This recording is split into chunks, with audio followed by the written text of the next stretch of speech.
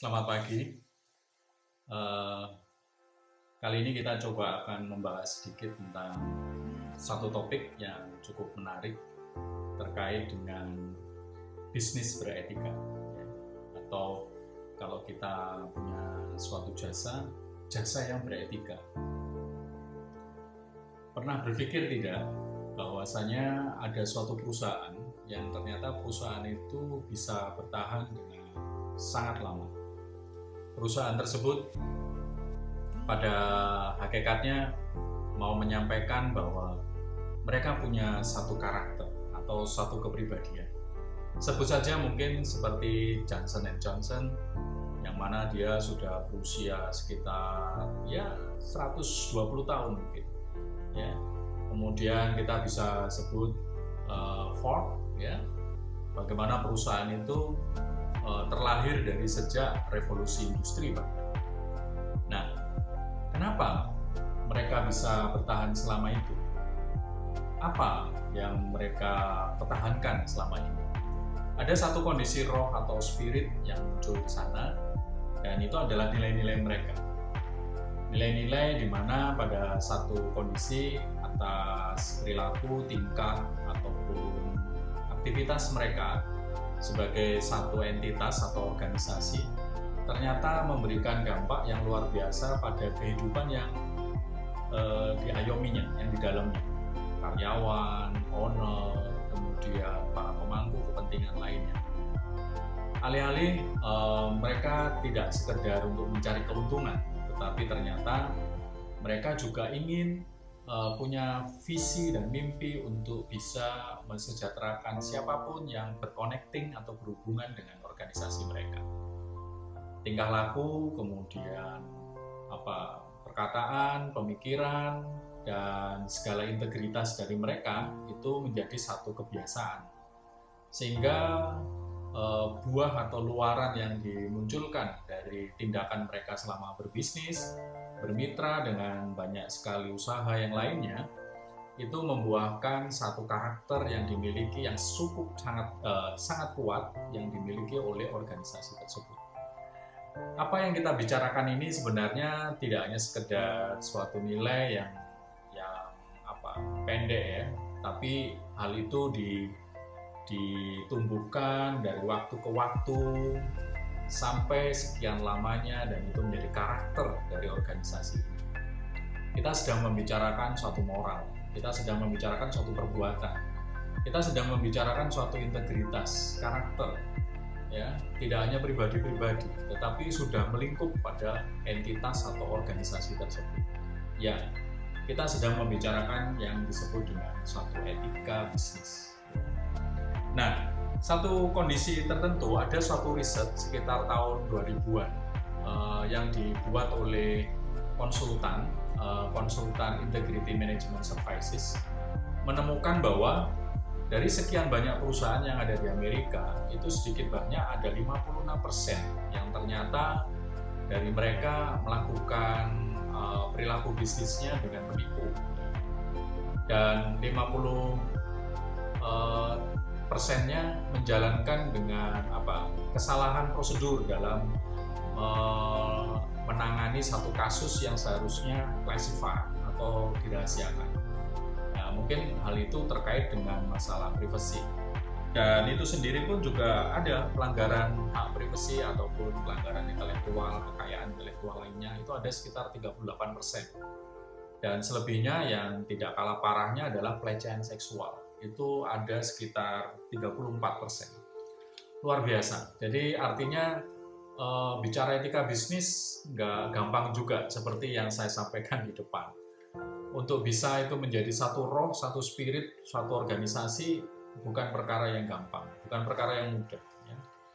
Maka kalau kita mau melihat perjalanan waktu perusahaan-perusahaan tersebut sekitar hampir sampai ratusan tahun seperti itu, apa sih yang kemudian menjadi pentingnya suatu etika? Nah, kalau kita bisa lihat, ternyata kalau dikumpulkan dari sekian banyak organisasi yang menjalankan itu, pentingnya beretika itu pada hakikatnya untuk menciptakan tidak hanya profitability atau meningkatkan profit ya, kemampuan daya profitnya yang lebih tinggi dari organisasi itu. Tidak itu aja ternyata.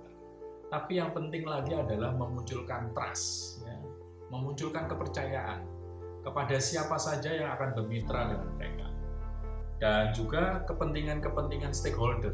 Artinya perusahaan ini kan hidup tidak sendirian. Jadi dia juga hidup dengan mitra-mitra dari mulai rantai pasok sampai kemudian mitra-mitra pelanggan dan lain sebagainya. Artinya para investor pun juga menjadi pemangku kepentingan terhadap organisasi ini. Maka yang penting adalah bagaimana bisa mewadahi semua kepentingan-kepentingan yang ada dan itu tetap dengan moral yang baik. Nah, itu akhirnya menimbulkan trust itu tadi. Dan tidak kalah lebih pentingnya, itu akan berdampak sebenarnya. Berdampak kepada apa? Berdampak kepada upaya-upaya kita untuk lebih dipercaya sehingga menimbulkan semacam produktivitas yang tinggi dari kita untuk kita punya daya dalam juga memberikan contoh sampel dari lingkup jajaran pimpinan yang paling tinggi sampai kemudian ke lapisan yang paling bawah, sehingga apa? Ada kepentingan untuk juga meningkatkan loyalitas dari para karyawan.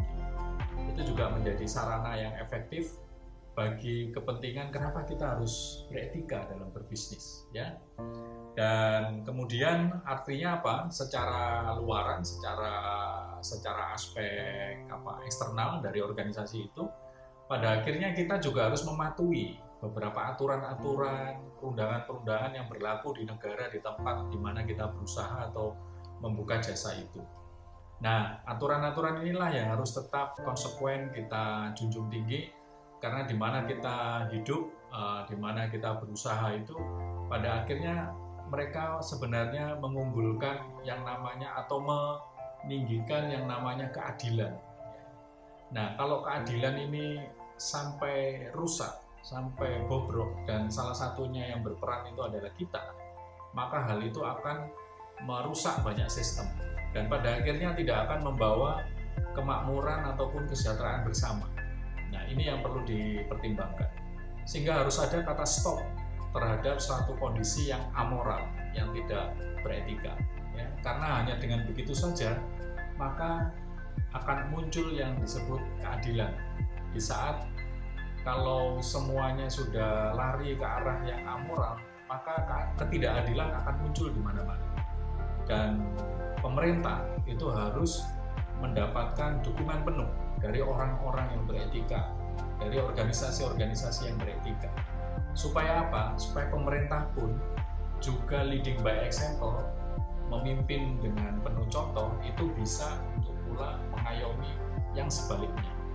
Sehingga prinsip-prinsip ini hampir di semua lini sebenarnya, tidak hanya di organisasi saja, tapi pemerintah pun juga sebagai sebuah organisasi itu pun juga harus menjalankan satu kondisi yang beretika, ya.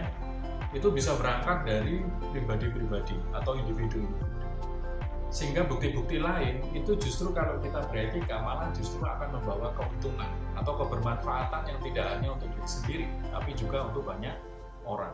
Buat organisasi selain memberikan keuntungan, pada akhirnya justru malah juga bisa menarik kepercayaan dari para investor, sehingga ada nilai yang kemudian ditanamkan di perusahaan itu. Nilai itu adalah untuk mendongkrak kembali posisi produktivitas organisasinya, dan pada akhirnya akan menimbulkan revenue, pendapatan. Itu juga sebuah proses di mana perlu sebuah etika untuk dapat mendapatkan manfaatnya yang lain. Di sisi yang lain, ada juga perlakuan itu pada akhirnya juga meningkatkan produktivitas, kan? Yang tadi kita bahas bersama, ya, produktivitas pada loyalitas karyawan, sehingga pada akhirnya akan terjadi efisiensi dalam proses produksinya, karena mereka tahu kalau sampai banyak loss dari suatu bahan produksi ataupun dalam mereka berproduksi, tentunya pada akhirnya akan menimbulkan timbal balik yang tidak baik pada akhirnya untuk progres atau kemajuan dari organisasi tersebut. Sehingga pada akhirnya juga kalau tidak ada pemikiran yang seperti itu, maka masa bodoh dengan kemajuan organisasinya, maka kita bisa bayangkan betapa organisasi tersebut akan cukup lemah sehingga menjadi tidak efektif dan efisien lagi dalam mencapai tujuan dari organisasi tersebut. Itu semua adalah sebuah contoh-contoh bagaimana pentingnya beretika dan manfaat atau keuntungan yang bisa kita ambil. Nah, maka seperti yang di awal juga saya sampaikan tentang nilai-nilai, maka perlu ada sebuah roh atau semangat atau spirit yang sama terhadap organisasi. Nilai-nilai itu bisa dibangun misalnya seperti kita kalau di kampus ya, kita juga punya nilai-nilai ya. Biasanya nilai-nilai itu akan mendrive sampai ke bawah, sampai kepada mahasiswa baru, sampai kepada nanti dia lulus dan dia masih punya ingatan yang cukup tajam betapa nilai-nilai itu harus ditunjukkan juga dengan integritas, sikap, implementasi, tingkah laku, perbuatan, perkataan ya, harusnya sejalan. Nah, sebagai contoh aja mungkin di PT Aksa Mandiri kita juga tahu ada satu nilai yang dalam satu riset ternyata nilai-nilai itulah yang kemudian mendrive bagaimana menggerakkan bagaimana para karyawannya untuk bisa taat, patuh, tapi di satu sisi juga dihargai pada saat mereka bisa menjalankan nilai-nilai itu dengan baik. Misalnya nilai-nilai itu dikembangkan semangat available, artinya siap sedia kapanpun gitu ya. Reliable artinya handal dalam hal menjalankan semua fungsi dari semua lini yang ada di perusahaan tersebut. Itu satu riset yang sebenarnya menarik sebagai contoh praktek baik ya. Kemudian ada juga easy itu mudah juga, mudah untuk menyesuaikan diri gitu ya. Dan kemudian ada lagi attentive itu seperti kayak mudah sekali untuk segera melakukan segala tindakan yang dianggap perlu ya. Gitu. Jadi saya melihat riset tentang nilai-nilai di PT Aksa ini menarik ya. Anda bisa googling juga di Scholar Google tentang praktek baik nilai-nilai dari perusahaan PT Aksa Mandiri. Ya itu saya ambil mungkin sebagai contoh supaya diskusi kita juga punya arti bahwa itu bukan konsep, itu sudah dijalankan ya, itu sudah dijalankan. Oke, bagaimana dengan Wika? Nah itu kebetulan kampus kita Universitas Widya Kartika ini juga punya nilai-nilai ya. Coba Anda resapi apakah sungguh juga Anda menjalankan itu dan menyemangati semangat nilai-nilai itu. Nah itu perlu menjadi refleksi buat kita semua. Dan akhirnya saya juga akan menyinggung sedikit tentang etika umum. Ya, etika umum itu atau apa kalau mau membedakannya ya dengan etika khusus. Etika umum lebih spesifik pada materi tentang bagaimana etika sebagai satu ilmu, sebagai satu kondisi juga keadaan yang sekarang atau yang saat ini sedang dialami oleh setiap pribadi sebagai bentuk karakteristik dari pribadi tersebut.